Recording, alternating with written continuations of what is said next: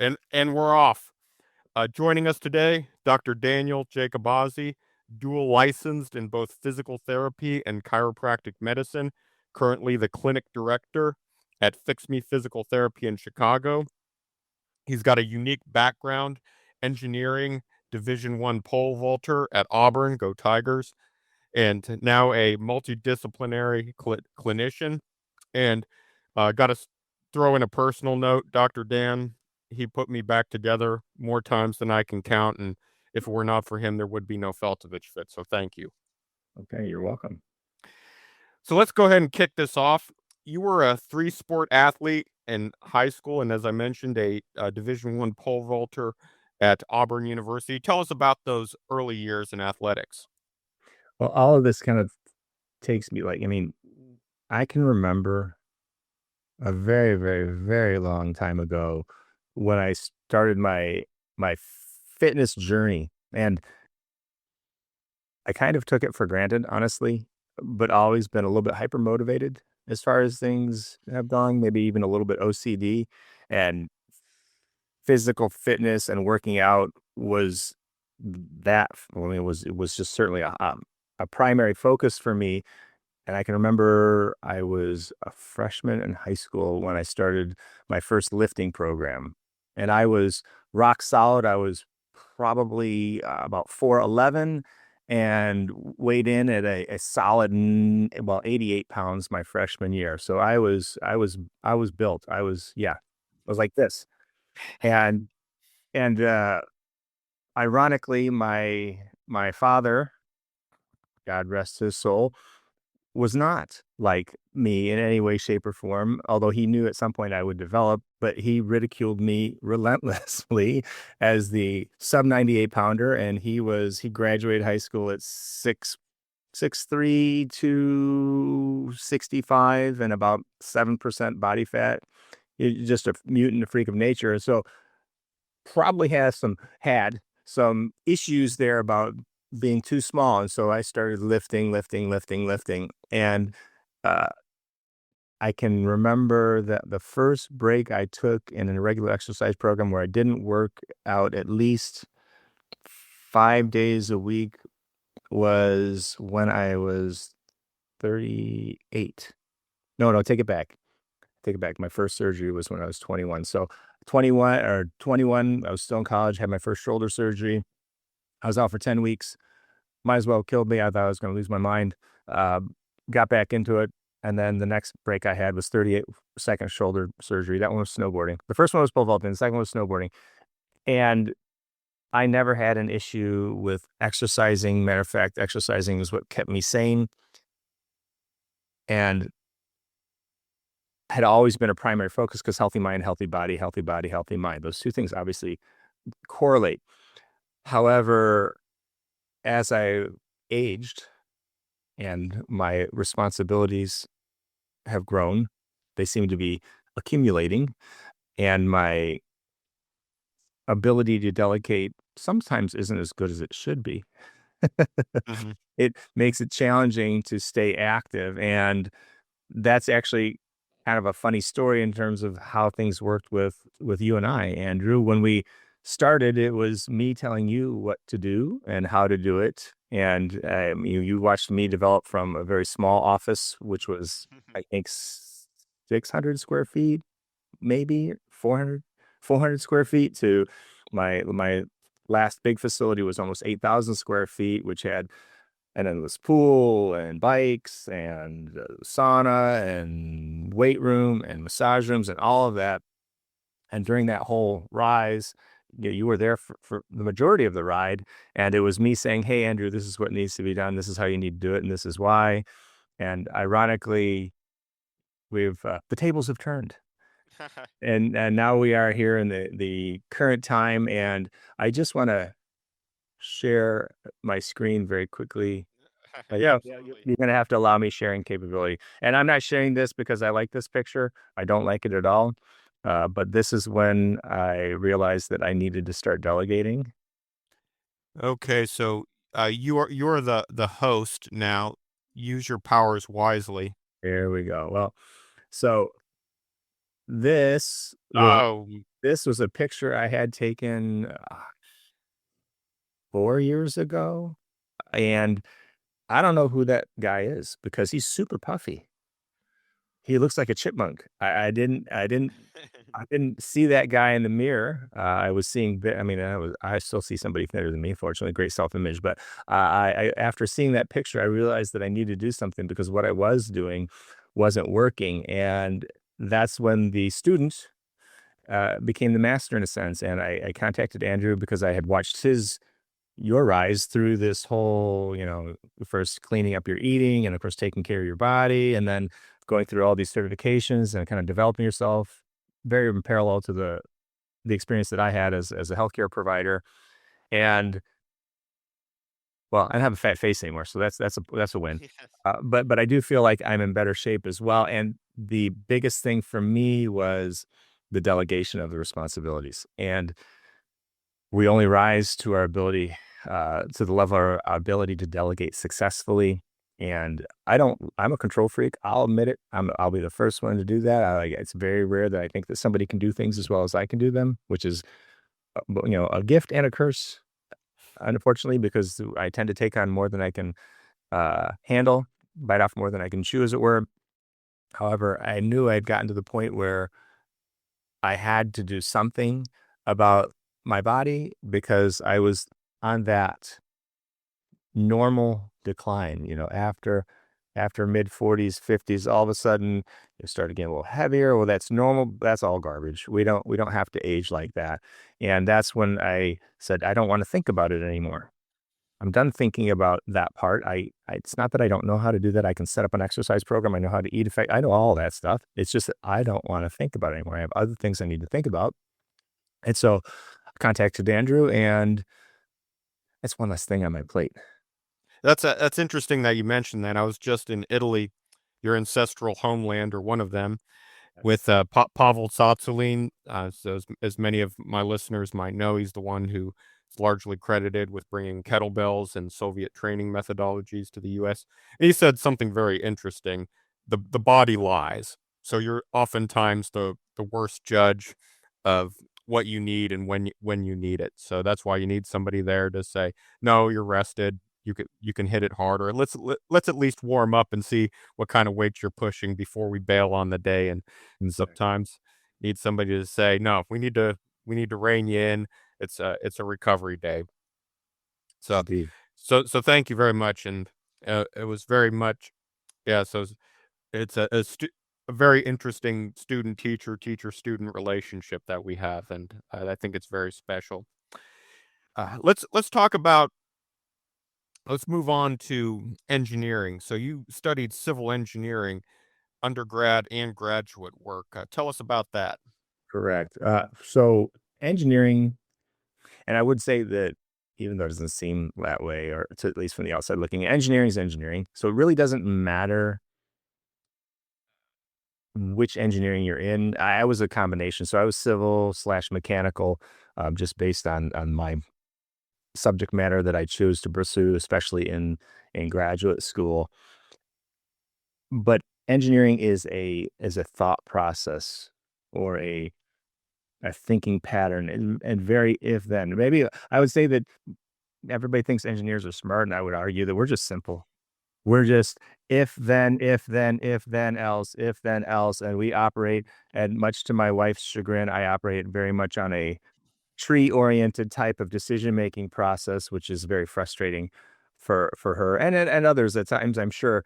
However, I always know where I want to start, or at least where I at. At least I like to, maybe I delude myself into thinking that, but I like to know that I know where I am and that I know where I want to go. And if I have A and if I have B, then I can figure out what steps I need to take to get from point A to point B. And again, whether that's talking about fitness or in business, maybe sometimes not always the best in personal, but maybe that's an energy level that I'm not putting enough in there. It's just that we, and this is especially true in healthcare and even in fitness, is that the ability to break things down into their smallest components and then figure out what the foundation needs to be so that you can build a strong foundation and then build upon that. Uh, an interesting aside, I'm an older parent, so I have a younger side. I started way late. Uh, I didn't know how wonderful kids were. I absolutely would have started earlier. I'll throw that out there. If anybody's even on the fence about having them, forget about it. They're the greatest thing since sliced bread. Although sometimes frustrating, he's now a teen, preteen. So his hormones are coming in, and he's starting to figure out who he is, or trying to figure out who he is. So that's the same thing my dad went through, I'm sure.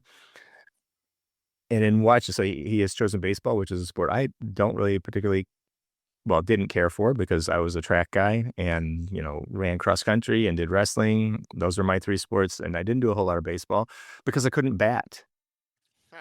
I couldn't bat. I was great in the field. I could steal. If I got on, I was on second, no problem. Great coverage to serve, all that. So everything but batting.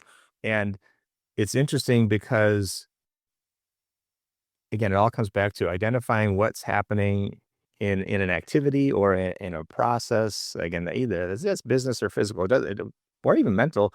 You have to understand process. And once you understand process, then you can put the Well, business together. that's absolutely fascinating because when I decided to throw this question out there, I assumed you'd talk about statics and mechanics and how that affects the body, and I'm sure that factored into it, but the mindset and the process, and you're absolutely right. It's the body's a system. It has inputs and outputs. Now, granted, it's a complicated system, but at the end of the day, it's a system. You have inputs and you have outputs. If you want better outputs, you need better inputs. Absolutely. Garbage in, garbage out, as they used to tell us in programming and engineering. It's the same concept. If you're putting good things in, that's whether we're talking about nutrition or we're challenging or not challenging the body in the manner that it needs to be done, then you'll get the good result. And uh, my poor son has gone through 2 years of pain and suffering, and me trying to figure out the mechanics of batting. And we finally went out to an outside coach, and there was one little thing that we were missing. Like literally just one tiny thing. And I just watched him yesterday in a batting practice do well. It was funny. I'm in the outfield. I was helping because they were short players, so I'm helping field in the outfield. And the kid next to me goes, "Did Luke always hit this hard?"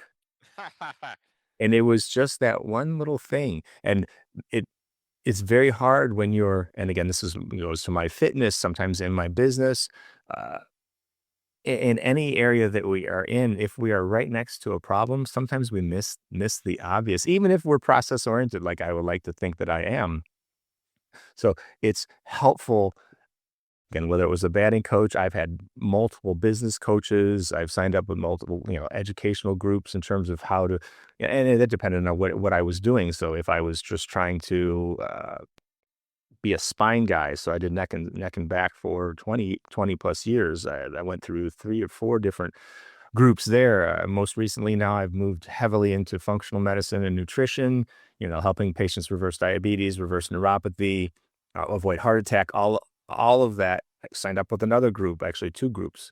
Even reversing Alzheimer's. There's a process and a mindset behind all of that, and the easiest thing to find success is somebody who's doing it already.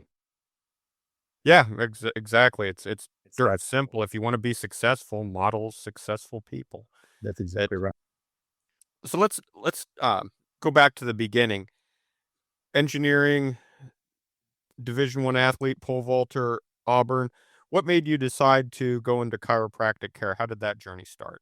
Oh, that was interesting. It was because of a surgery, and I don't know. And it's looking back, this was a very long time ago. I probably was always going to need the surgery, but I was so mismanaged in the system that it ended up being a really, really messy injury.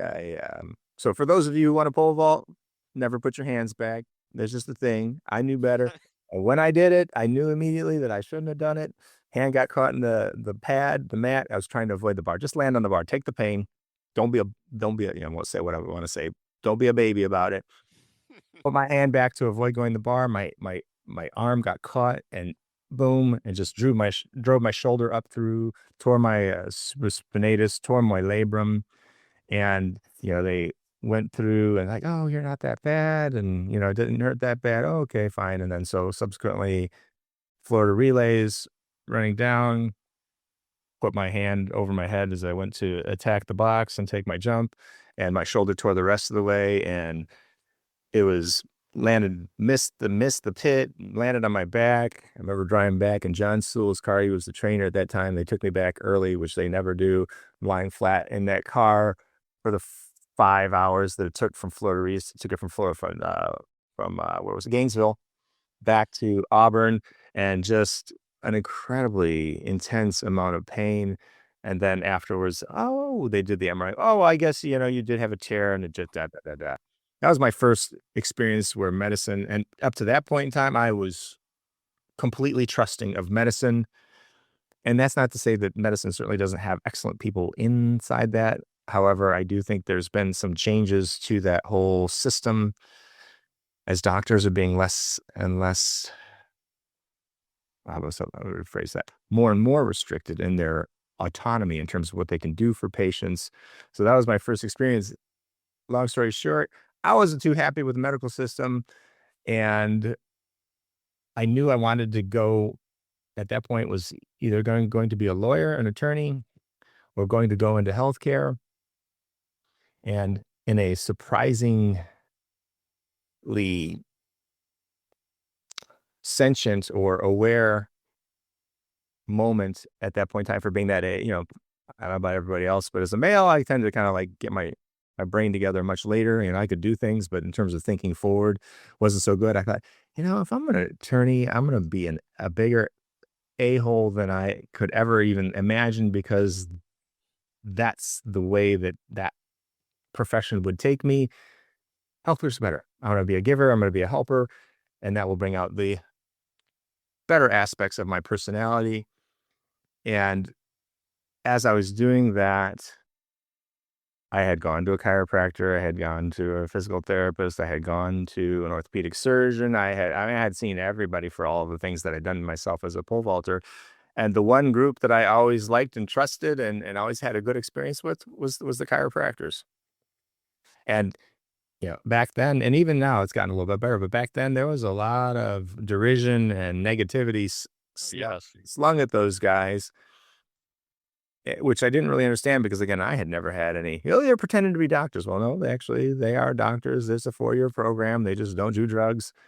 And at that point in time, I mean, my mom worked in a medical clinic. We would get free samples of Advil. I would eat that stuff like candy. It even had flavored. It was even flavored back then. It's not now, but it had a good taste. So you were popping that crap like it was candy because it's not a big deal. Well, we know now that that isn't the case, even for just simple Advil that causes problems. And so I ended up going into chiropractic, and it made me rabidly anti-medication and anti-pharmaceutical, not necessarily anti-medicine in terms of the medical providers themselves, but in terms of how the system was set up. And it was really seeing the system change. It was very interesting because there's been this accumulation. Basically, the system now is not run by medical doctors. The system is run by administrators who put down policies to tell the medical people how to operate. And it's not with a, Oh yes. We'll get to your we'll get to your favorite topic, sick care and insurance, momentarily. so, Uh, but before we do that, I want to go back to your training as a clinician, because after several years in chiropractic medicine, you decided you didn't have enough education and student loans. You decided to go back and become a dual certified physical therapist, which I believe there aren't too many. there's none in Illinois. I think there's 2 or 3 in Texas. There's probably just a handful across the country. Yeah. Yeah, so that's very rare. So tell us about that decision and that journey. Well, part of it was financial, and not that I wasn't making enough money. That wasn't the issue. It was how to better serve patients in the sense that, you notice very quickly as a chiropractor, oh, you get 12 visits. I can't do a whole lot in 12 visits, just realistically. I mean, if somebody's got a lifetime of damage, how am I going to do anything in a month? If they're seeing 3 times a week, that's just not realistic. Versus you look at physical therapy and it's medical necessity. So or 36 visits, like would be the low end. It's gotten tighter as medicine has become more and more controlled. But back then, I would see those benefits and be like medical necessity for physical therapists, 12 visits or 8 visits for chiropractors. How am I supposed to, again? So I'm like, you know what? I like my practice was set up fairly good. I had an associate. I could take a 2-year break. I can go out. I can go back and get my degree. I can gain some further understanding. And even, I mean, honestly, even before I went into physical therapy, my practice was really very much physical therapy oriented. I just couldn't call it that because I was not a physical therapist in with that piece of paper. The, as you know, the type of work we did was spinal remodeling, which required significant physical therapy on top of the chiropractic side. So I was already using both. So I figured I might as well get paid for both. And then the patient's not going to have to pay as much because they're not going to have to come out of pocket because insurance is going to cover that every half because I have that little piece of paper. So I was 2008. I was 38 years old. My mom said, "You're crazy," and went back to school for 2 years, 2.5 years actually, because of the internships, and then came back and then brought that into the practice. Which and they even did for then we went into knee rehab, shoulder rehabs, as you know, hip rehabs, and got bigger and bigger and bigger. And again, all of that, as many entrepreneurs know, you tend to kind of expand beyond your boundaries of sanity if you're not careful. And then that got to the point where I had that facility, which I had mentioned earlier, was 8,000 square feet. We were doing triathlon training. I was doing orthopedic rehab. I was doing spinal rehab. I had massage there. It got a little much. So then went back down, found a smaller space, only 2,000 square feet, focused on physical therapy and chiropractic. And I did that from 2016 to about 2020. And then COVID happened and it really crushed the business. And it was very challenging to even see people because of the way things were. And that's kind of led me to what I'm doing currently. But again, that physical therapy was, you know, as you know, the learning thing can be addictive. And so I've just kept adding and adding and adding. And now I absolutely don't know everything. I would not even pretend to say that at all. However, I know a lot of stuff. And I think the stuff I know is sufficient for the group that I'm trying to care for. And so now it's all about, connecting. And the last thing to develop was the communication, ironically, which was the most important thing.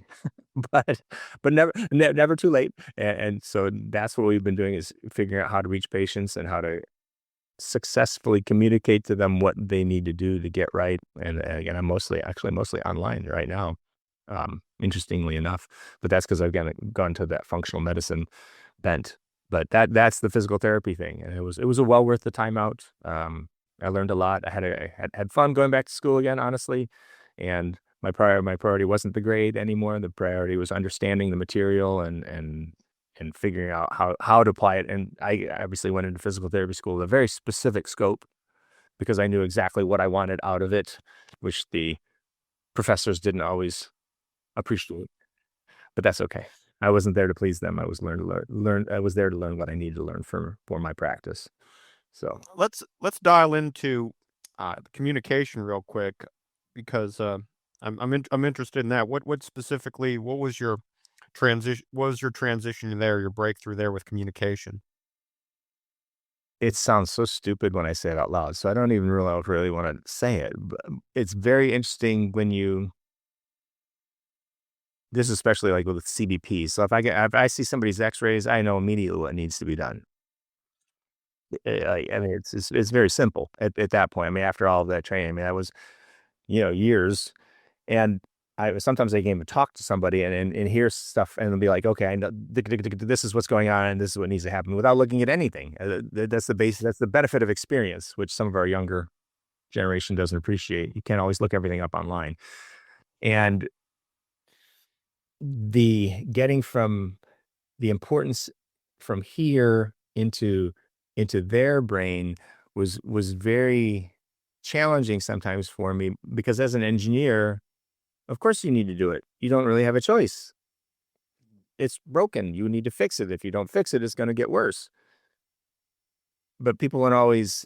the fire of fixing it, the urgency isn't always there.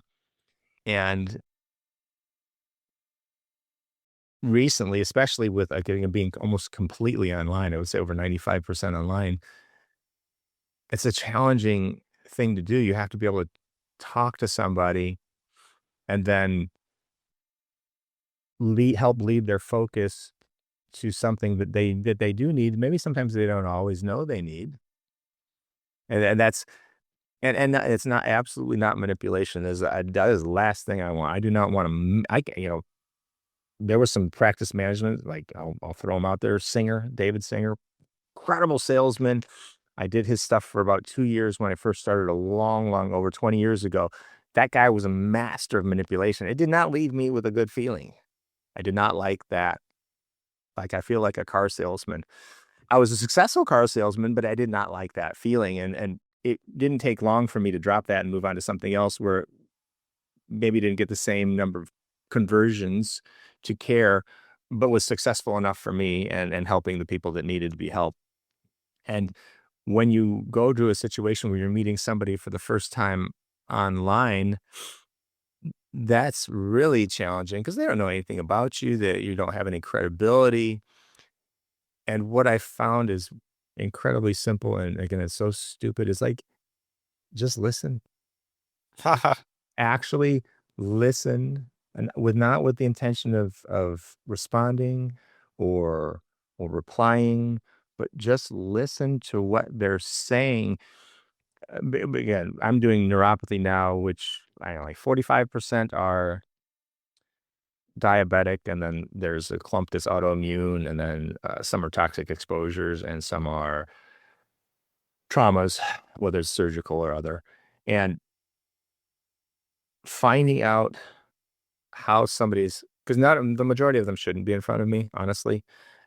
It's a failing of the system. And, that's good for me in a sense because there seems to be a never ending stream of patients coming from that way. But I would rather not them be there. And I could certainly find other things to do with my life. And I'm adaptable at the very least. However, when you sit there and actually listen with intent and understand what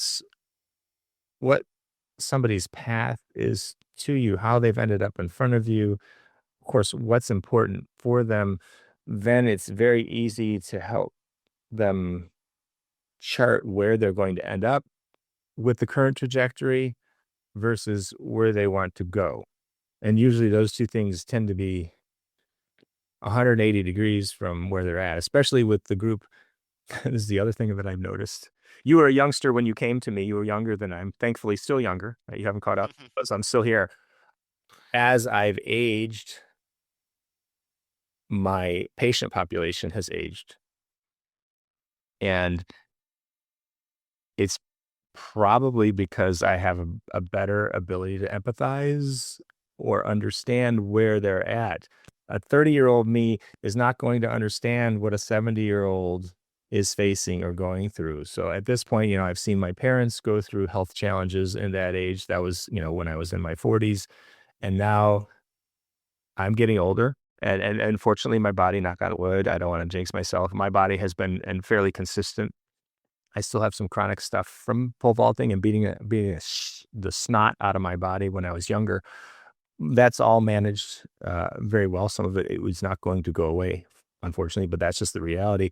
And when you meet patients, it's easier for me to connect with them. So Okay. I think I think that's the difference, is this connection. Like, it's much easier for me to speak with them and find myself where they're at and see where they're at. And again, that is the key, is for me, is that now that I can see the world through their lens, sometimes they're not a good candidate. Sometimes they're not, and not a good, I'm not saying not a good patient, but they're not at the place where they need to be. My solution is not, you know, take a pill, rub on some cream, and you're good to go. That's not going to happen. There's three specific areas we need to address. It's pretty involved. It's pretty detailed. It's not. It's an easy path. But pick your hard. And for some of these patients, their life has already gotten so hard that fixing themselves is way less hard, and there's way less consequence for picking that hard versus, "Oh, I'm just gonna keep doing what I'm doing and keep auguring in," as the case may be. The devil we know. That's So true.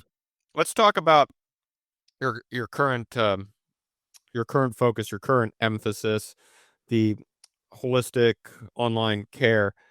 Uh, we've talked about this before. It's a common mindset, just carpet bomb the problem with different tests for nutrient deficiencies and toxicity. Your approach, you start with the inflammation panel and use that to inform your treatment. Tell us Right. about what that involves. It's just an inflammatory index, and it seems ridiculously simple, but that's the engineer thing, right?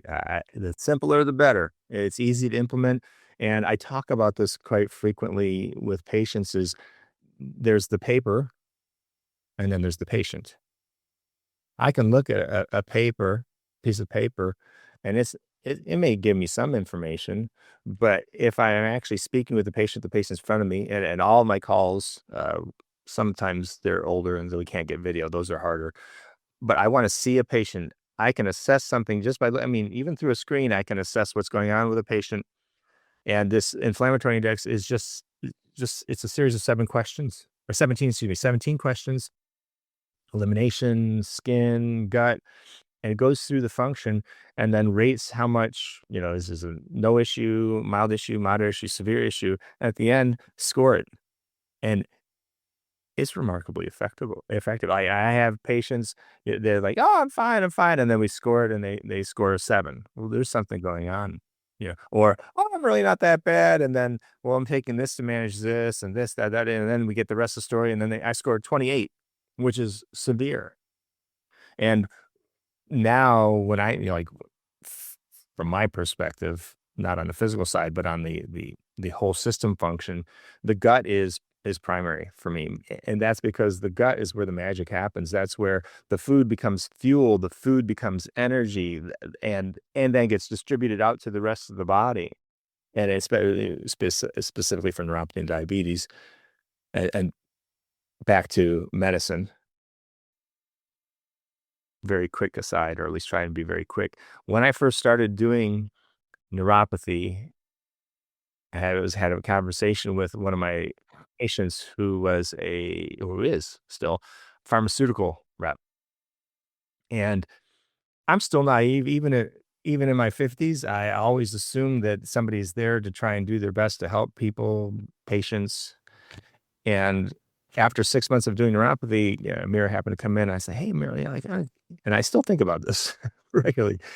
I don't understand. Like, I have all of these patients who have type 2 diabetes, and it is easily rectified. I mean, like, extremely simple to reverse type 2 diabetes, assuming the patient's willing to make the changes they need to make. And he just looked at me and he's like late 20s, I think. So he's younger. He's like, "Doc, it's like for being so old, you sure aren't too sharp about some things." What does that mean, Amir? He's like, "You understand lifetime value of patient?" I was like, "Sure." I mean, like, yeah. I mean, like how much income or revenue somebody would earn over the course of being in contact with patients. Yeah. He's like, "And do you have your numbers?" Like, actually, no, I don't. I don't track that. My the things that I mention, my metric is did they get better and did they not? That's my always been my focus, and that's where my success lies. Well, pharmaceutical companies only care about one thing, and that's money, and which of course makes sense because I don't like them a whole lot, and I understand how they operate. He said, "So, what do you think is the lifetime value of a patient for just diabetic medications?" I don't know, like 75, 80,000. He said, "Nope, higher." I said, 200,000. He said, "Nope, higher." I said, 400. He said, "Getting closer, but still way too low." I said, 500. He said, "Nope." I said, 600. I said, "Look, this is getting old. How much is it?" He's like, $670,000. That's for a condition that's completely reversible through natural means. Period. Yeah.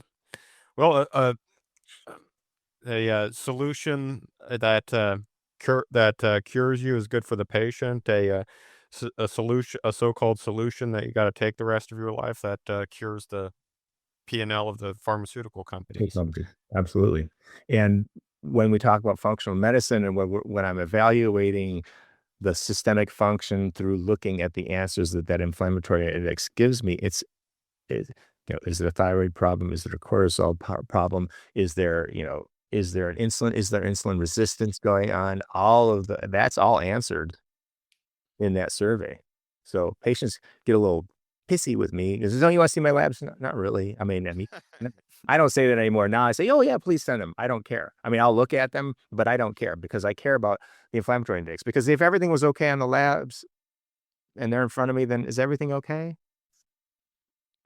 If they're in front of me, obviously everything's not okay. So that's just this common, so that's again, engineering viewpoint. If you're in front, Yeah. if you're in front of me, there's a problem. I don't care what your labs say you're good, your cholesterol's good, your blood pressure's controlled.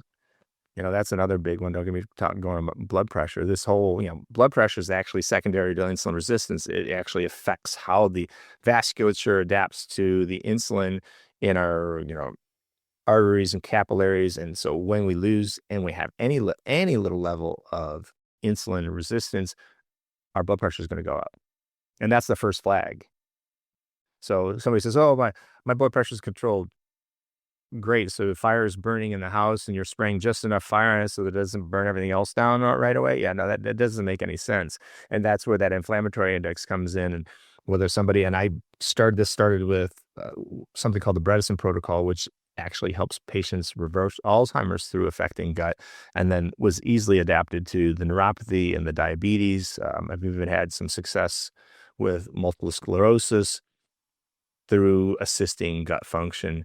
But again, that's a pillar. And again, whether we're just the average Joe just trying to stay healthy or somebody who's in a dire predicament, our gut is central. I know as I've told you and you've told me, what we've put into our bodies is absolutely going to affect, garbage in, garbage out. Exactly. It puts So out. yeah, we'll come back to the gut. What I want to talk about my target population. You obviously work with a range of patients. My niche is 40-plus-year-old male executives, entrepreneurs, senior professionals. What are you seeing in that demographic? What are they missing or getting wrong?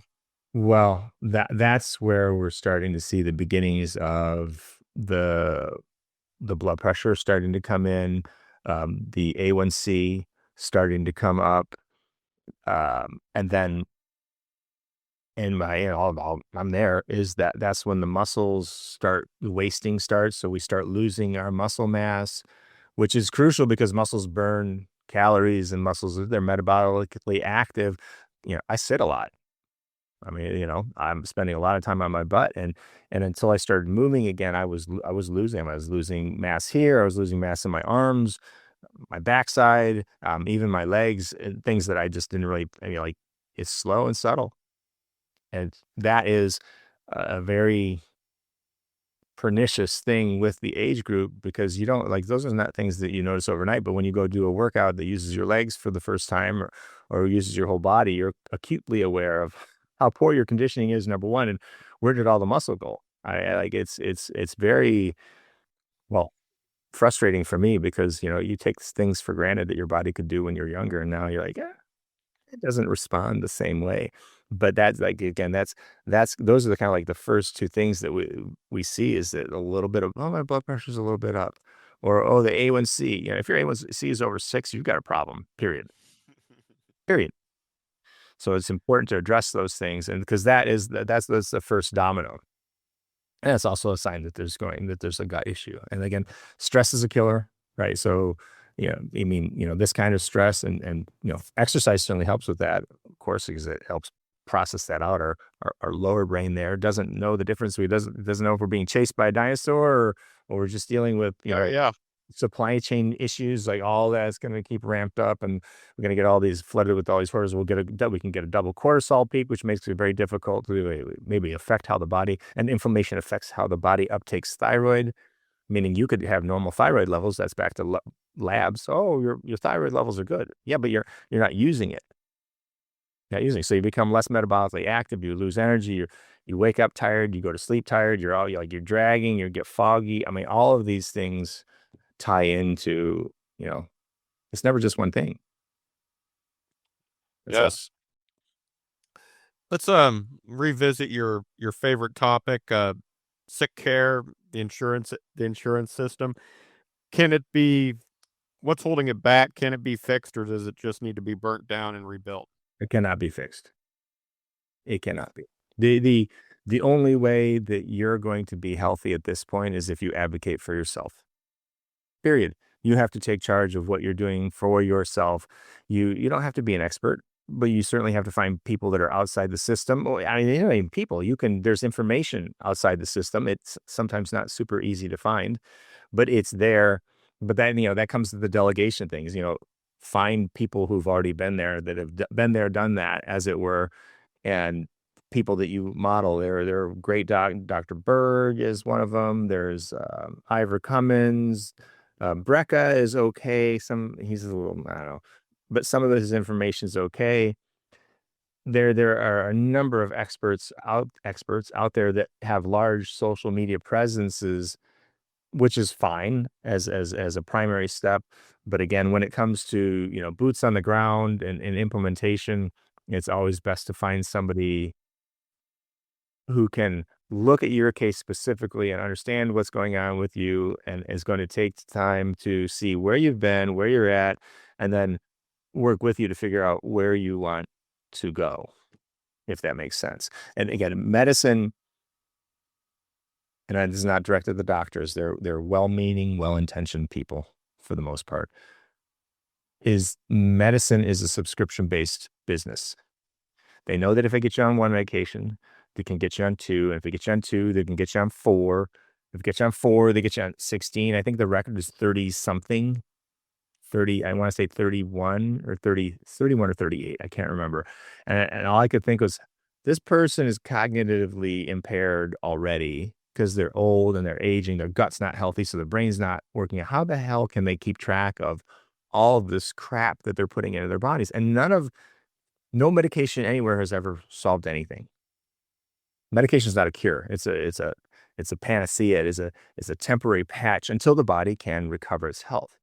And if you're not doing what you need to do by keeping yourself vital and active, keeping the blood pumping, fueling correctly, none of this other stuff matters. And then once you start doing this, you don't need to do any of this stuff anyway. I mean, we'll talk about cholesterol. There is no link between cholesterol and heart attacks. Zero, none, zip, nada, nothing, none. And now the latest chant, mindless chant, is as low as you can go, the lower the better. But there's studies out there that show that anytime you get below 220, you're going to die quicker from all-cause mortality. Your death rate increases dramatically. So is cholesterol bad? No. 80% of the cholesterol in our body is made by our body. If your body's making cholesterol, a lot of cholesterol, it's because it's got a lot of inflammation. If it's got a lot of inflammation, you're probably eating like crap, or you're under like a hell amount of stress, which you can solve. You don't need to worry about that. And then I have patients who have like hyperfamilial cholesteremia, or familial hypocholesteremia, where they're like 400, 500. They are perfectly fine. That's just the way their body runs. It's not a big deal. But $20+ billion a year in medications, plus it causes erectile dysfunction. I'm pretty sure there's linked to congestive heart failure. I am certain that there's a connection between cognitive decline, because cholesterol is fat, a lipid, and fat is what coats our nerves, whether we're talking about our brains, or especially in peripheral neuropathy. So if you're blocking your body's ability to transport that stuff everywhere, your body's going to start breaking down. So if you want to be a limp, cognitive, wheelchair bound guy, then or girl, then go after the cholesterol drugs. If you don't, then throw them out, and that also leads to other medications. So the whole goal for pharmaceutical companies is to keep people on the subscription. The last thing they want is a patient off. Period. Yeah, that's interesting. There's once you get beyond one drug, I mean, even one drug, people don't know the long-term effects of drugs, right? Because if you tested a drug for 50 years, you'd never release any drugs. Yeah. And death by combinatorics, once you get past one drug, we don't know what the interactions are. They only know up to 2, correct. Yes, it's yeah, death by combinatorics. 38. That's how many interactions, the number of atoms in the universe. I don't even know. I mean, like, yeah. I can't. Permutations and combinations, that's a massive number of stuff that you just can't, you gotta just shrug your shoulders and be like, well, good luck. Good, yeah, good luck. So we talked about going off the grid, medical wise. Let's talk about entrepreneurship, going off the grid with our taxes, our investments, our business. Uh, One of the things I talk about is the link between entrepreneurship and true freedom, mental, emotional, spiritual health. Right. And you've been quite successful about that. So tell us your journey to entrepreneurship and independence. I don't know if we have enough time, and I would almost guarantee that anybody watching this is gonna go, "That guy is absolutely you know what, crazy." Uh, but the one interesting thing about COVID, even though it annihilated my physical business, I brought it all the way back. I was back up, and then I was thinking about it after I'd recovered completely and said, I don't know if I really wanna be in this situation again, because if things go crappy again, I'm right back to square one. I had a lot of free time, like a lot. And the worst thing that anybody can do is give me a lot of time to think about things because, again, I kind of once I get a hold of something, it's very hard for me to let it go. And I start digging and digging and digging. And uh, when we look at how the government is set up and taxation is set up, after you read enough, you realize that those whack jobs that said that paying taxes is voluntary, you realize those people are actually correct. 100% correct. You think you're, yeah, and I know you still think you're a United States citizen, and I know you're not. You can't be. And I won't say why, because then they'll go, this guy really is nuttier than a, you know what, crazier than a loon. But 14th Amendment citizens, which is what a U.S. citizen is, don't exist. You would have had to have been a slave. And looking at you and based on your age, I would say that's probably a probabilistic impossibility. And there are ways, steps that you can take to choose not to be included in the role of U.S. citizens, which means as a which would be called a, and don't start with the sovereign crap. That's a red herring to divert people off of the true path. State nationals are the people who have opted to naturalize into their state constitution. And I'm sure that I'm not saying some things correctly, but this is the general gist that as a state national, you are no longer a U.S. citizen. You get a different passport, which I have, and you become not eligible to pay taxes because you're no longer a U.S. citizen. Because technically, a U.S. citizen is an employee of the government. And yes, it may feel like you're an employee given you're paying all those taxes, but you are not receiving anything back from the United States government. And there's a book, there's a bunch of books, but there are two main books that are a great place to start. And one would be Redemption Manual, not the new ones, but Redemption Manual 4.5, which you can get a digital copy online. I dug around, I managed to find a hard copy. And then Cracking the Code version 3.0. And both of those are around 600 pages. And I am not, I am detail oriented in some ways. This stuff, I don't like that. I'd rather just somebody show me how to do it. But there's really nobody out there to show you how to do that because the people who know how to do it are just off and doing their own thing and completely off out of the matrix as it were. So it's taken me almost a year, and maybe I'm a slow learner too, but it's very, very interesting when you have to come to the understanding that there really is no such thing as money any longer, and that everything is debt. And you should be able to understand that because your previous banking history, but there is no money. The little pieces of paper they give us say Federal Reserve note, which means a promise to pay. It's not actual money. There can only be two things that are money, right? That's gold and silver. That's per Article 10, Section 1 of the Constitution. if I'm not mistaken, and there shall be no such thing besides gold and money. Gold and silver is money, and we all of this other stuff that basically the Federal Reserve notes we have are negotiable instruments, and if you become what's called a secured party, and there's a very stepwise way to, and there was somebody that was able to help me with that. I went to three different groups. The third time was the charm, and lots of money involved, but the third time was the charm. And becoming a secured party slash creditor allows you the ability to negotiate in commerce using uniform commercial code to your advantage. And again, it's so hard to explain because it's so outside our paradigm. Like, it really took me 4 months to realize what was going. I mean, that's for me, 4 months is a long time, and especially to stick at something where I don't feel like I'm getting any traction. But it was for me, it was worth it. But very interesting because the way the whole system is set up is designed to keep us on the hamster wheel, Yeah.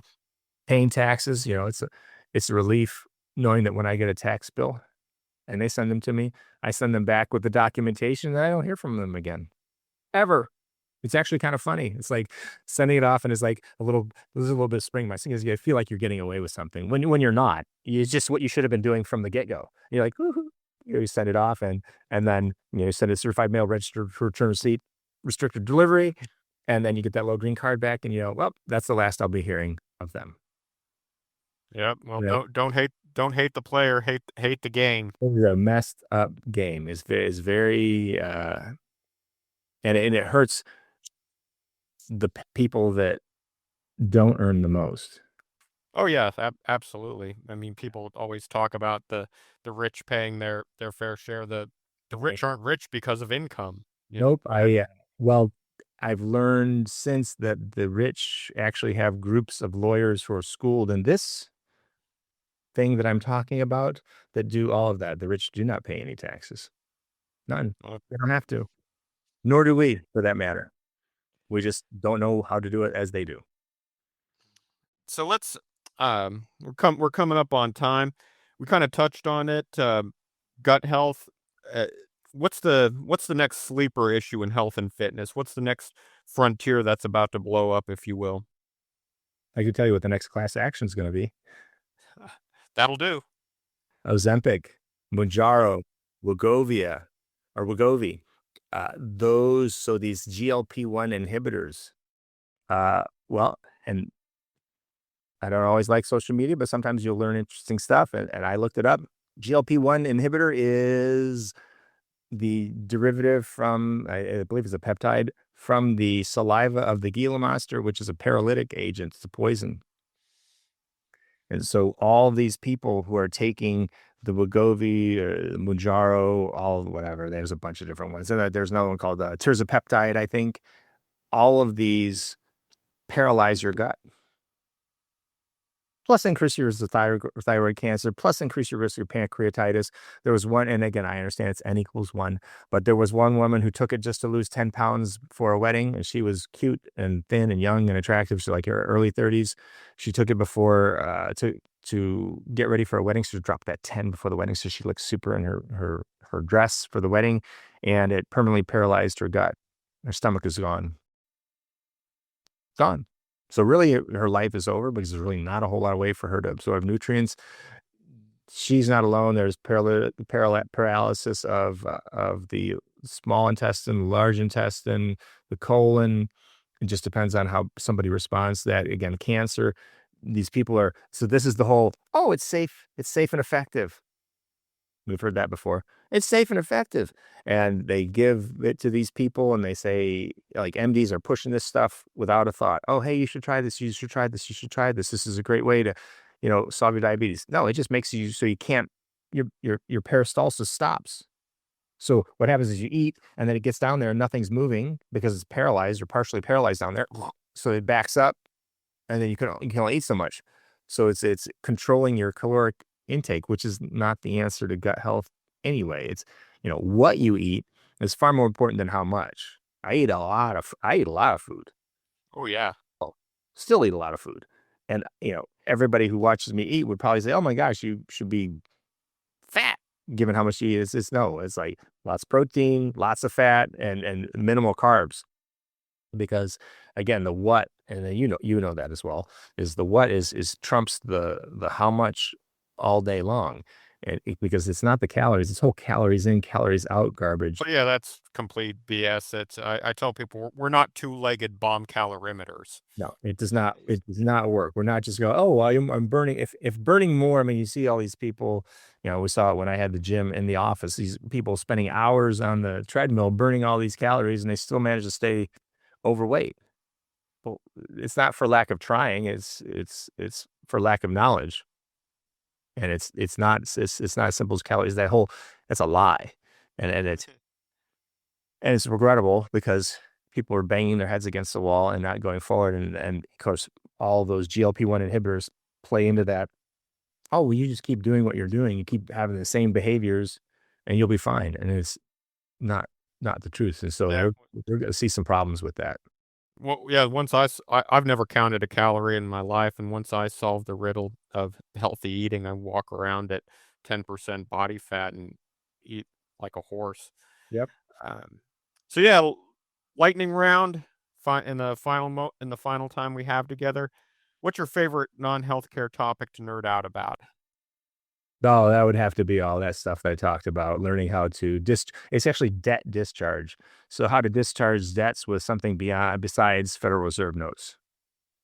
Yeah, and it's super nerdy and it's super nichey, so there's not a whole lot of people that can carry that conversation. Probably most of my conversations on that topic are in my own head, unfortunately. Well, yeah, I like to think I'm financially literate, and I've been trying to keep up with you there.